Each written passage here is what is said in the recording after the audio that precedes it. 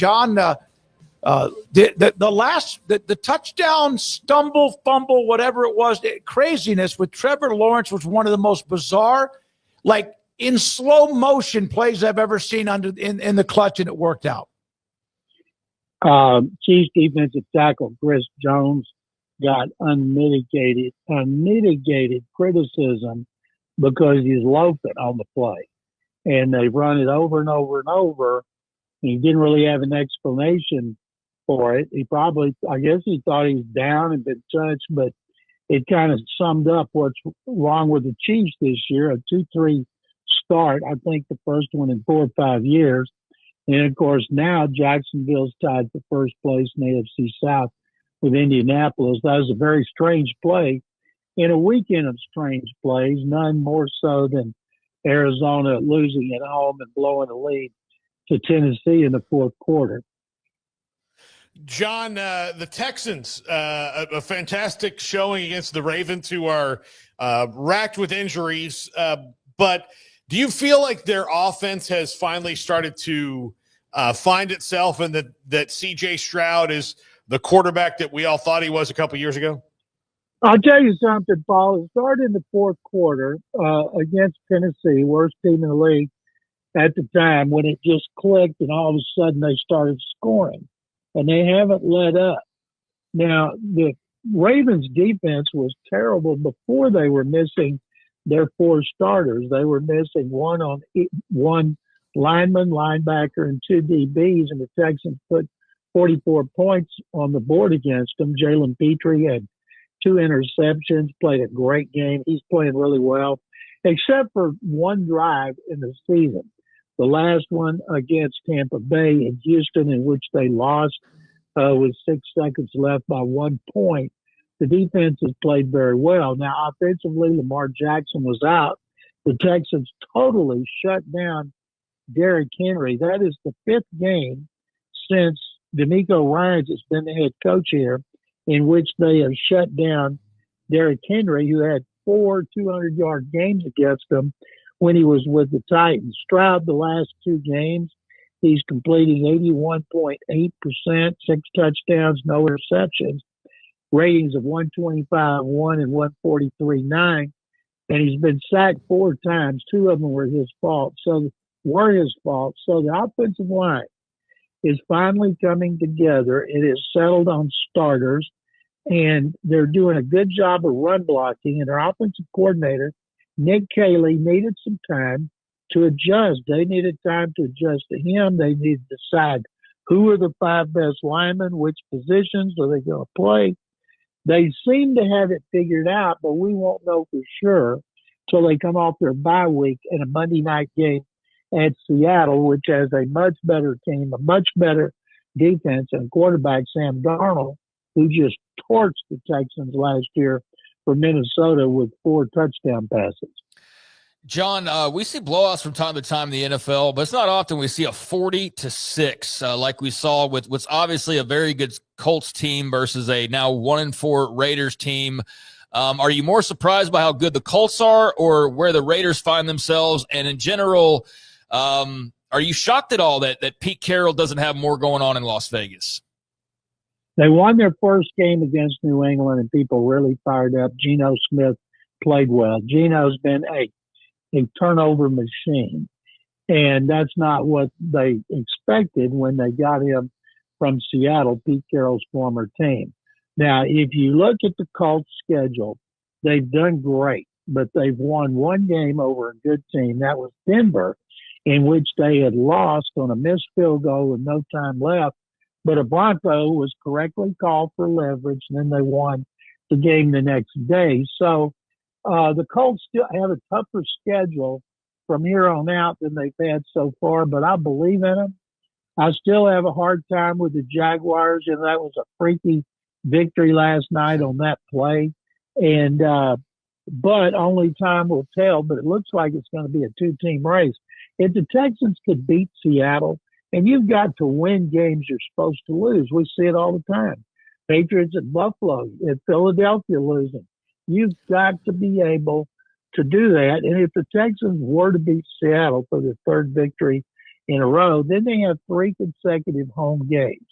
And that would be a chance for them to make their move. But, boy, this is a big game because playing in Seattle against a team that's very good defensively with a quarterback, Sam Darnold, who plays great in the regular season, is a tremendous test for the Texans. But right now, their offense looks so much better. But we don't know if it's real or not because of who they play. Yeah, correct. Right. That was just a blowout. You rarely see those, especially in the NFL. What was the most you've ever been fined for giving somebody the finger? I'll tell you, Bud Adams, when he was playing against the Titans, were playing the Bills, and I had tried like crazy to get Ralph Wilson, the Bills owner, to do an interview with me about Bud and the 50-year anniversary of the American Football League. And he finally agreed to do it. And then Bud shoots the finger with both hands. He's drunk in the press box, and he's dancing and just giving the fingers like crazy. So Ralph Wilson canceled that interview. And then Roger Goodell, and this has never come out, but I know it's true, fined him $250,000 per finger. And somehow Bud got it reduced to $250. Now, if you find Bud $250, Jerry Jones, all these years later, there's inflation, and Jerry should have been more than $250. I just wish he would have leaned into it, John, and said, "I did it." Yeah, he should have just said that. He should have been like, "Yeah, I did it," and so what? Nobody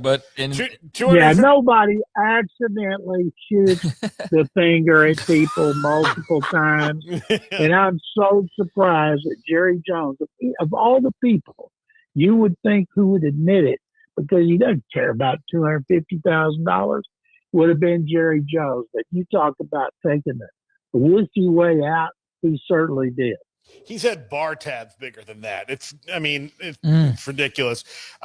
John, Aaron Glenn and the Jets are hapless, absolutely hapless. He was very highly thought of. And look, it's his first 4 or 5 games as a head coach in the NFL. But where do you see that he is going wrong in implying in making this team better? Like, you usually see certain things in the first year of a coach of like, well, this is different than before, or the Jets just cursed because they're a bad organization.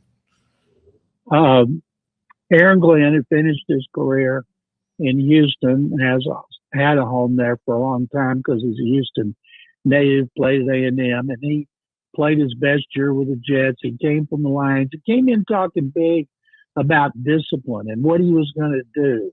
And he sparred with reporters when they would ask him questions he didn't like. And now, after that loss to the Cowboys, I was reading a bunch about it, and he wasn't feisty at all. Now, Joe Gibbs started 0-5. Jimmy Johnson won 1 game his first year. Bill Walsh won 2. But the fact is, there's a saying up there, it's an SOJ. Same old Jets. And he brought it up before the media, said, we're not the same old Jets. Well, you know what? He's right. Rich Kotite and Adam Gase are viewed as 2 of the worst coaches, maybe the worst in Jets history. Neither started 0-5. But it's so unfair to judge him right now. But fact is, when you come in talking tough about all these things you're going to do, especially discipline, and as new sheriff in town, boy, when you don't deliver, you're going to have some egg on your face, and it's going to be 2 or 3 of them. John, Baylor pulled it out against Kansas State. Your alma mater is 4-2 with an off week, and then at TCU, and then, of course, the stretch drive. And there were lots of rumbling about, man, they lose another home game, but they found a way, and they've won 8 of 9 Big 12 games, and it's almost as if people forget that, or did you? No, I don't forget it. And I'll tell you all an interesting story because, Bryson Washington is hurt a lot, and he's good, and we know he could be great if he could stay healthy. I was at Texas A&M on Friday night for their annual alumni gala, alumni of the year, because Gary Kubiak was one of them, one of 12, and he invited me to come So I went, had a great time. I'd never been in Reed Arena. I hadn't been there since G. Riley White when I watched Baylor play there. But it was a big deal. They played Mississippi State the next night. The campus was buzzing. And one of Gary's 3 tables, I sat with a couple who were from Franklin. And he had sold his business and moved back there. And I said, how in the world did you let Bryson Washington get away to Baylor? He said, I told Jimbo about him from the time he was a sophomore and they weren't interested. He wasn't a 5-star. And I said, well, thank you, Jimbo. And because he's playing very well. I said, Franklin got any more guys? He said, yeah, we got, wait a minute. If I tell you that, you're going to tell Baylor. And I said, well, Mike Elko, they don't have to be 5-stars, but we want to thank Jimbo for not being interested in Bryson Washington. Hopefully he can get healthy, stay healthy, and have another 1,000-yard season. They've had some great running backs in that program at Franklin. Mark Fenton, the head coach. John, thank you so much for that story and everything else. Guys, thank you very much. Second Bear. As John McClain, Hall of Fame